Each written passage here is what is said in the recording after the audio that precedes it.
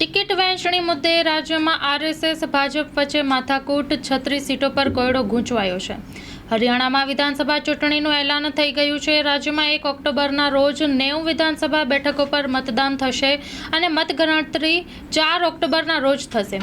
આ વચ્ચે કોંગ્રેસ અને ભાજપે રાજ્યમાં પ્રચાર અને ચૂંટણી વ્યૂહ નીતિ બનાવવા અંગે તૈયારીઓ શરૂ કરી દીધી છે.